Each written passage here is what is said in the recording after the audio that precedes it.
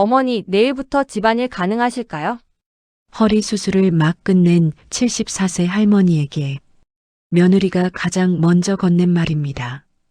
20년 동안 한 집에서 살았지만 나는 가족이 아니었습니다. 이것은 순자 씨의 이야기입니다. 그리고 어쩌면 당신의 이야기일 수도 있습니다. 택시 문이 열렸습니다. 병원 냄새가 아직도 옷에 배어 있었어요. 허리 수술을 막 끝낸 몸. 의사 선생님은 말씀하셨죠. 최소 한 달은 절대 무리하시면 안 됩니다. 뼈가 붙는 시간이 필요합니다. 그런데 이틀 만에 퇴원했어요. 병원비 때문이었죠. 아들 민수가 말했거든요. 엄마, 입원비가 너무 비싸요. 집에서 쉬셔도 될 것 같은데. 그래서 나왔어요. 제대로 걷지도 못하는 몸으로 한 발 한 발 내디딜 때마다 허리에서 전기가 오르는 것 같았어요. 아파서 눈물이 날 지경이었죠. 택시 기사님이 걱정스럽게 물었어요. 할머니, 괜찮으세요? 병원에 더 계셔야 하는 거 아니에요? 괜찮아요. 집에 가야 해서요. 하지만 괜찮지 않았어요. 전혀요. 현관문 앞에 섰어요. 초인종을 누르기 전 잠깐 숨을 골랐습니다. 문이 열렸어요. 며느리 영희가 서 있었죠. 어머니 오셨어요? 반가움도 걱정도 없는 목소리였어요. 그리고 이어진 말. 어머니, 내일부터 집안일 가능하실까요? 그 순간 시간이 멈춘 것 같았어요. 가슴이 무너졌어요. 아니, 무너진 게 아니라 무너져 내렸어요. 수술 후 이틀, 겨우 걸을 수 있는 몸. 의사 선생님은 한 달은 쉬라고 했는데 며느리가 제일 먼저 묻는 건 집안일이 가능하냐는 거였어요. 괜찮으세요? 많이 아프셨죠? 라는 말은 없었어요. 집안일. 그래. 천천히 해볼게. 나도 모르게 그렇게 대답했어요. 왜 그랬을까요? 습관이었던 것 같아요. 늘 그렇게 살아왔으니까. 방으로 들어가 침대에 누웠어요. 천장을 바라봤죠. 흰 천장이 흐릿하게 보였어요. 눈물 때문이었어요. 나 순자는 이 집에서 가족이긴 한 걸까? 아니면 그냥 무료 가정부일까요? 20년 전이 떠올랐어요. 남편이 세상을 떠나고 혼자 남았을 때 아들 민수가 말했죠. 엄마, 우리 집에서 같이 살아요. 혼자 계시면 외로우시잖아요. 그때는 고마웠어요. 정말로요. 손녀들도 키우는 걸 도울 수 있고 가족과 함께 있을 수 있다는 게 행복이라고 생각했어요. 하지만 지금 생각해보면 처음부터 그랬던 것 같아요. 할머니가 아니라 가정부였던 거예요. 며칠 후 한밤중이었어요. 화장실에 가려고 일어났죠. 허리가 아파서 천천히 걸었어요. 복도를 지나는데 아들 방에서 불빛이 새어나왔어요. 이어 며느리의 날카롭고 짜증 섞인 목소리가 들리기 시작했어요. 어머니 때문에 우리 생활이 너무 제한돼요. 친구들이랑 저녁 약속도 못 잡겠어요. 어머니 저녁 차려드려야 하니까. 주말에 늦잠도 못 자요. 어머니가 아침 일찍 일어나시니까. 여행 가는 것도 눈치 보이고요. 순간 내 발이 그 자리에 얼어붙었어요. 복도 한가운데 서서 숨도 제대로 쉴 수 없었죠. 조금만 참아줘. 엄마도 나이 드셨잖아. 아들 민수의 목소리였어요. 변명 같았어요.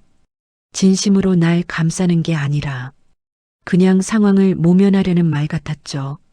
참긴 뭘 참아요. 우리가 몇 년을 참은 건데요. 영희가 답답하다는 듯 말했어요. 그 순간 깨달았어요. 생활이 제한된다고? 내가 걸림돌이라는 거였죠. 조용히 방으로 돌아왔어요. 화장실도 가지 못한 채 침대에 앉아 생각했습니다. 손녀 지우와 서연. 그 아이들 어릴 때부터 키웠어요. 밤늦게까지 숙제 봐주고, 수학 문제 풀어주고, 아플 때마다 죽 끓여주고, 생일마다 정성스레 미역국 끓여주고, 운동회 갈 때마다 도시락 싸주고 학교 보낼 때마다 조심히 다녀와 하며 손 흔들어주고 그 모든 게 간섭이었다는 건가요? 20년이에요. 20년 동안 이 집을 지켰습니다. 새벽 6시에 일어나서 밤 11시에 잠자리에 들곤 했죠. 하루도 쉬지 않았죠. 명절에도 휴일에도 늘 가족을 위해 움직였어요. 그런데 그들에게 나는 자유를 방해하는 짐이었던 거예요. 그날 밤 잠을 이룰 수 없었어요. 창문만 바라보며 생각했죠. 이제 어떻게 해야 할까? 일요일 아침이었어요. 거실에서 아침을 먹고 있는데 민수가 오랜만에 밝은 얼굴로 들어왔어요. 엄마, 좋은 소식 있어요. 이번 달에 제주도 여행 가요. 회사에서 휴가 허락 받았어요. 제주도. 손녀들이 그렇게 가고 싶어 하던 곳이었어요. 지우가 작년부터 말했죠. 할머니, 제주도 가면 바다도 보고 도라르방도 보고 싶어요. 나는 웃으며 물었습니다. 그래. 그럼 우리 언제 가는데? 짐은 얼마나 싸야 해? 잠깐 정적이 흘렀어요. 민수가 머뭇거렸어요. 눈을 피하면서요. 아, 엄마. 그 순간 알았어요. 뭔가 잘못됐다는 걸. 엄마는 집에서 쉬세요. 우리끼리만 다녀올게요. 엄마 허리도 아프시잖아요. 여행 가시면 힘드실 거예요. 우리끼리 그 세 글자 가슴에 비수처럼 꽂히고 말았어요. 영희가 한마디 덧붙였어요. 어머니 몸도 안 좋으신데. 편히 계세요. 우리가 사진 많이 찍어서 보여드릴게요. 친절한 말투였어요. 겉으로는요. 하지만 그 속엔 다른 의미가 숨어 있었죠. 당신 없이 우리끼리 좀 쉬고 싶다. 당신이 있으면 불편하다. 그런 의미였어요. 그래, 그러렴. 재미있게 다녀와. 나는 웃으며 대답했어요. 하지만 웃음이 아니었죠. 그냥 입만 움직인 거였어요. 방으로 돌아왔어요. 침대에 앉아 창밖을 바라봤습니다. 가족여행. 그 단어가 계속 맴돌았어요. 가족여행이라면 가족 모두가 가는 거 아닌가요? 할머니도 가족이잖아요. 아니, 이제 알겠어요. 나는 가족이 아니었던 거예요.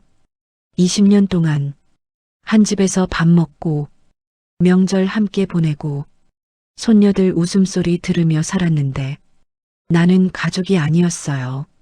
그냥 같이 사는 가정부였던 거죠. 그날 밤 잠들기 전에 앨범을 꺼냈어요. 먼지 쌓인 오래된 앨범. 페이지를 넘겼습니다. 손녀들 어릴 때 사진. 지우가 처음 걸음마 배울 때 내가 양쪽에서 손 잡아주고 있는 사진. 서연이 첫 생일. 내가 정성껏 미역국 끓여서 상 차려놓은 사진. 운동의 날. 손녀들 손잡고 웃고 있는 내 모습. 그때는 행복했어요. 진심으로요. 가족이라고 믿었으니까요. 하지만 지금 보니 사진 속 내 얼굴이 쓸쓸해 보였어요. 웃고는 있지만 눈이 웃고 있지 않았어요. 앨범을 덮었어요. 그리고 결심했습니다. 74년을 살아오며 가족을 위해 헌신만 했어요. 남편을 위해, 아들을 위해, 손녀들을 위해. 이제 와서 나는 짐이 되어버렸어요. 더 이상은 안 되겠다고 생각했죠. 다음 날 아침, 손이 떨렸어요. 하지만 전화를 들었습니다. 부동산에 전화를 걸었어요. 여보세요. 집을 팔고 싶습니다. 32평 아파트예요. 역 근처이고요. 목소리가 떨렸지만 결심은 확고했어요. 네, 빠른 시일 내에 매매하고 싶습니다. 전화를 끊고 창밖을 바라봤어요. 봄날이었어요.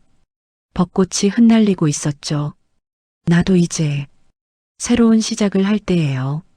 이 이야기가 마음에 와닿으셨다면 구독과 좋아요 부탁드려요. 이틀 후 부동산 아저씨가 찾아왔어요. 50대쯤 되어 보이는 인상 좋은 분이었죠. 집을 천천히 둘러봤어요. 거실, 방, 부엌, 화장실, 구석구석 살펴보더니 감탄하듯 말했어요. 정말 정성껏 관리하셨네요. 벽지도 깨끗하고 바닥도 반질반질하고.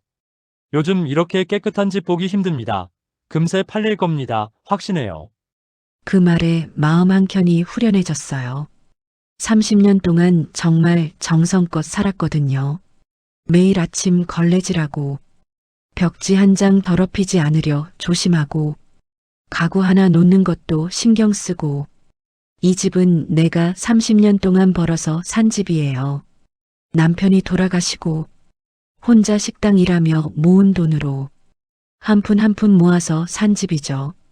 이제 진짜 내 삶을 살 수 있겠다는 희망. 그 희망이 가슴속에서 피어났어요. 셋째 날, 부동산 아저씨한테서 전화가 왔어요. 할머니, 매수자 나타났어요. 신혼부부인데요. 집 보자마자 마음에 들어하네요. 오늘 오후에 다시 한번 보러 온답니다. 오후 2시, 젊은 부부가 왔어요.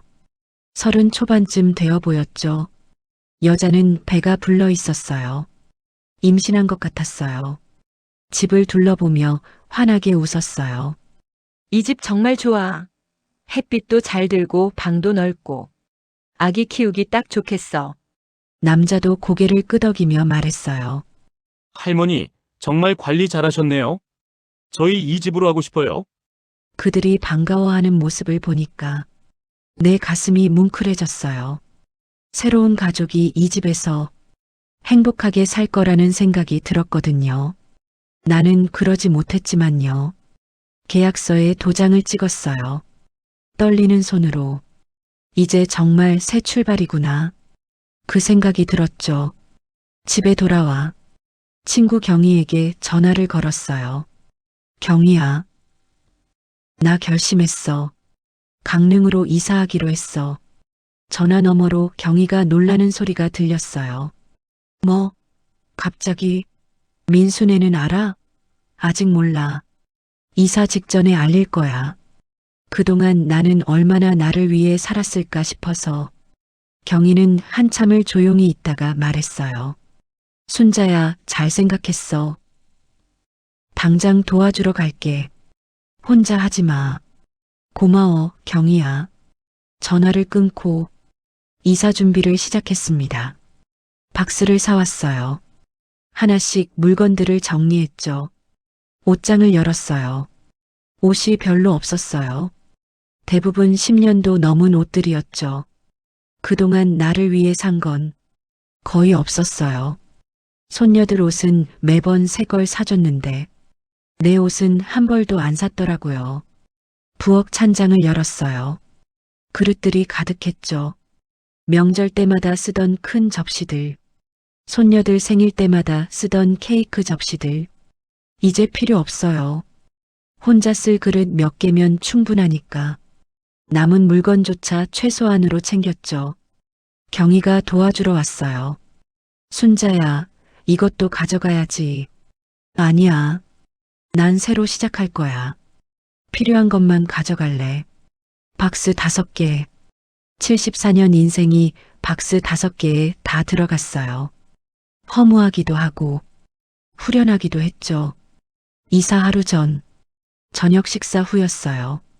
거실에 민수와 영희를 불렀습니다. 손녀들은 방에서 공부하고 있었죠. 할 말이 있어서 불렀어. 민수와 영희가 소파에 앉았어요. 내일 아침, 이사가 금요일까지 짐 다 빼줘. 잠깐. 정적이 흘렀어요. 민수와 영희는 얼어붙었어요. 엄마 지금 무슨 말씀 하시는 거예요? 이사요? 갑자기요? 영희도 믿을 수 없다는 표정이었어요. 어머니 농담이시죠? 어디로 이사를 가신다는 거예요? 저는 차분하지만 단호하게 말했습니다. 이 집은 말이야. 내가 30년 동안 벌어서 산 내 집이야. 남편 없이 혼자 식당 일하며 한 푼 한 푼 모아서 산 거고, 그걸 너희한테 줄 생각이었어. 하지만 이제 생각이 바뀌었어. 이제 나는 내 삶을 살 거야. 내가 원하는 방식으로. 민수가 벌떡 일어났어요. 할 말이 있는 것 같았어요. 앉아. 내 목소리에 힘이 들어갔어요. 민수가 다시 앉았죠. 그동안 고마웠어. 하지만 이제 나도 내 인생을 살고 싶어. 이사 당일 새벽 5시에 눈이 떠졌어요. 알람도 맞추지 않았는데. 평생 처음이었어요. 아무도 챙겨주지 않아도 되는 아침. 침대에서 일어나 부엌으로 갔어요. 커피를 천천히 내렸습니다. 모락모락 김이 피어올랐죠. 따뜻한 커피잔을 두 손으로 감쌌어요. 창가에 앉아 밖을 바라봤어요. 동이 트고 있었죠. 하늘이 점점 밝아졌어요. 지난 시간들이 주마등처럼 스쳐 지나갔어요. 20년. 새벽 6시에 일어나. 제일 먼저 한 일. 밥 짓기. 손녀들 도시락 싸기. 빨래 돌리기. 청소하기. 저녁 준비하기. 설거지하기. 밤 11시에 잠들기. 하루도 쉬지 않았어요. 명절에도 휴일에도. 언제 한번 순자야 수고했어. 엄마 고마워요. 그런 말 들어본 적 있나요? 없어요. 당연한 거였으니까요. 집안일은 할머니가 하는 게 당연한 거. 그렇게 생각했나 봐요. 이제는 오롯이 내 시간이에요. 그 생각에 가슴이 벅차올랐어요. 6시. 이사센터 직원들이 도착했어요. 할머니, 짐이 이게 다예요? 젊은 직원이 놀란 표정으로 물었어요. 박스 5개, 가방 2개. 네, 이게 다예요. 보통 한 트럭 정도는 되는데 저는 이것만 있으면 돼요. 직원이 고개를 갸웃하며 짐을 옮겼어요. 평생 나 자신을 위해 물건 하나 제대로 사지 못했구나. 그 생각이 또 들었어요. 민수와 영희는 나오지 않았어요. 방문을 닫은 채 작별 인사도 없었죠. 손녀들도 보이지 않았어요. 마지막으로 집을 둘러봤어요. 30년을 살았던 집. 이제 안녕이에요. 트럭에 올라탔어요. 창밖으로 아파트가 멀어졌죠. 눈물이 났어요. 슬퍼서가 아니라 후련해서였어요. 3시간을 달렸어요. 창밖 풍경이 바뀌었어요.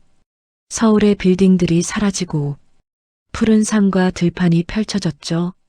하늘이 넓었어요. 이렇게 넓은 하늘을 본 게 얼마만인지. 강릉에 도착했습니다. 차에서 내리자마자 바다 냄새가 코끝을 스쳤어요.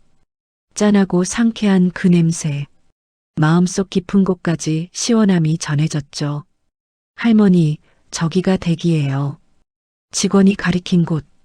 작은 빌라였어요. 2층 끝집. 새 집은 사진보다 더 예뻤어요. 아담하고 아늑했죠. 현관문을 열었어요. 햇빛이 가득 들어오는 집이었어요. 거실 창문을 활짝 열었습니다. 와, 바다가 한눈에 들어왔어요. 끝없이 펼쳐진 푸른 바다. 하얀 파도가 부서지는 모습. 갈매기들이 날아다니는 모습. 아름다웠어요. 이게 내 집이구나. 혼잣말이 나왔어요. 강아지 아리도 신나게 뛰어다녔죠. 꼬리를 신나게 흔들면서요. 아리야, 여기가 우리 집이야. 친구 경희가 먼저 와 있었어요. 순자야, 여기 너무 좋다. 경희가 냉장고를 열어 보였어요. 김치, 반찬, 쌀, 과일. 가득 채워져 있었죠. 당분간은 이거 먹으면서 지내. 경희야. 고마운 마음에 눈시울이 뜨거워졌어요. 괜찮아. 우리 친구잖아. 경희가 내 손을 꼭 잡아줬어요. 짐을 다 풀고 경희가 돌아간 뒤 혼자 소파에 앉았어요. 창밖을 바라봤죠. 해가 지고 있었어요. 노을이 바다를 붉게 물들이고 있었죠. 아름다웠어요. 첫날 밤 침대에 누웠어요. 창문을 조금 열어뒀더니 파도 소리가 들렸어요. 철썩, 철썩. 평화로운 바닷가 소리. 이제 더 이상 아들의 한숨 소리, 며느리의 잔소리, 그런 것들을 듣지 않아도 돼요. 편안히 잠들 수 있다는 사실, 그 생각에 마음이 따뜻하게 풀렸어요. 내일부터는 진짜 내 삶이 시작되는 거예요. 다음 날 아침, 상쾌하게 눈이 떠졌어요. 몇 시지? 시계를 봤어요. 9시. 평생 처음으로 늦잠을 잤어요. 아무도 깨우지 않았거든요. 죄책감이 들려다가, 아, 이제는 괜찮구나. 그 생각이 들었죠. 창문을 열었어요. 바다가 반짝였어요. 햇살을 받아 은빛으로 빛나고 있었죠. 아리야, 산책가자. 강아지 아리가 신나서 뛰어왔어요. 현관문을 나서는데 옆집 문이 열렸어요. 60대쯤 되어 보이는 여자분이 나오셨죠. 어머, 새로 이사 오셨어요? 네, 어제 왔어요. 반가워요.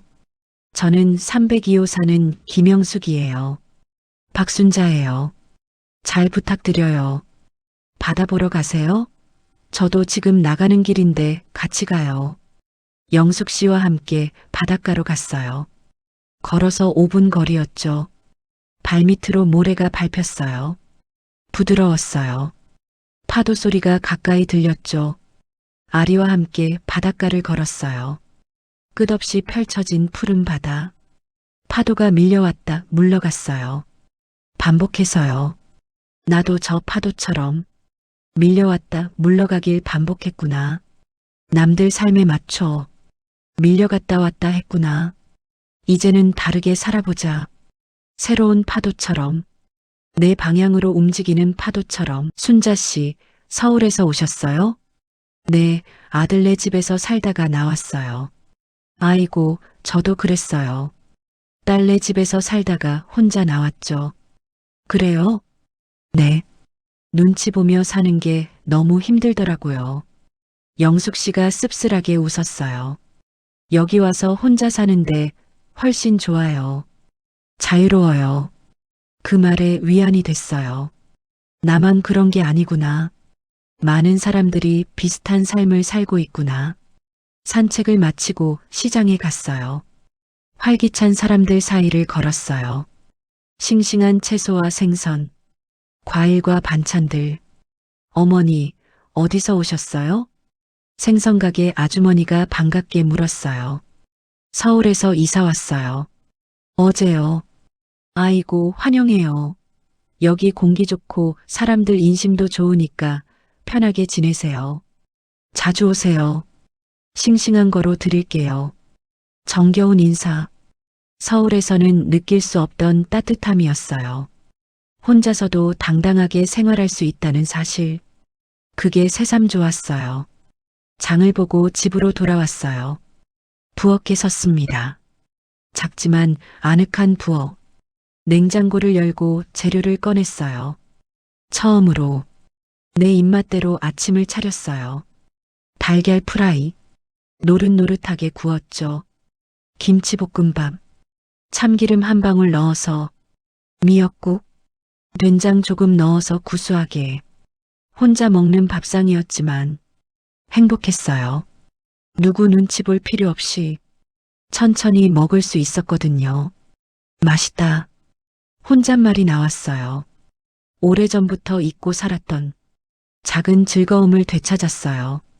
며칠이 지났어요. 일상이 생겼죠. 매일 아침 아리와 산책하고 시장 구경하고 집 앞 텃밭에 채소를 심기 시작했어요. 상추, 고추, 토마토. 흙을 만지는 게 좋았어요. 땅에서 올라오는 흙냄새. 생명의 냄새였죠. 이웃들과도 친해졌어요. 영숙 씨와는 일주일에 2~3번 커피를 마셨어요. 1층에 사는 할아버지는 가끔 생선을 나눠주셨죠. 혼자 먹기 많으니까 가져가세요. 감사합니다. 맛있게 먹을게요. 평범하지만 행복한 삶이었어요. 저녁이면 베란다에 앉아 바다를 바라봤어요. 노을이 지는 모습, 밤에는 별이 반짝이는 모습, 파도 소리를 들으며 하루를 정리했죠. 이런 게 행복이구나. 처음 알았어요. 74년 만에 강릉에 온 지 3개월쯤 되었을 때 어느 토요일 오후였어요. 초인종이 울렸어요. 누구지? 문을 여니 아들 민수가 서 있었죠. 순간 심장이 철렁했어요. 민수는 초라해 보였어요. 수척한 얼굴, 지친 눈빛, 살도 많이 빠진 것 같았어요. 엄마, 민수의 목소리가 떨렸어요. 들어와. 거실로 안내했어요. 민수가 주위를 둘러봤죠. 엄마. 여기 좋네요. 바다 보여요? 응, 베란다에서 보여. 차를 내왔어요. 둘이 마주 앉았죠. 침묵이 흘렀어요. 민수가 먼저 입을 열었어요. 엄마, 미안해요. 그동안 정말 잘못했어요. 엄마한테 너무 심했어요. 아들은 결국 고개를 숙였고 목소리도 떨렸어요. 지우랑 서연이도 할머니 보고 싶다고 매일 울어요. 할머니 집에 가고 싶대요. 할머니 미역국 먹고 싶대요. 아이들 이야기. 마음이 약해질 뻔했죠. 손녀들 얼굴이 떠올랐어요. 하지만 이제는 달라요. 나는 차분하게 말했어요. 민수야, 엄마도 너희를 사랑해. 정말로 애들도 많이 보고 싶은데. 하지만 잠깐 멈췄어요. 숨을 고르고 말했죠. 이제 엄마는 엄마 삶을 살아야 해. 74년을 남 위에 살았어. 남편 위에, 너 위에, 손녀들 위에. 이제는 나를 위해 살고 싶어. 민수는 고개를 끄덕였어요. 천천히. 알아요, 엄마. 이해해요. 정말로요. 영희랑 많이 이야기했어요. 우리가 정말 잘못했다고. 엄마를 가족이 아니라 가정부처럼 대했다고. 엄마, 저희를 용서해 주세요. 민수의 눈에 눈물이 맺혔어요.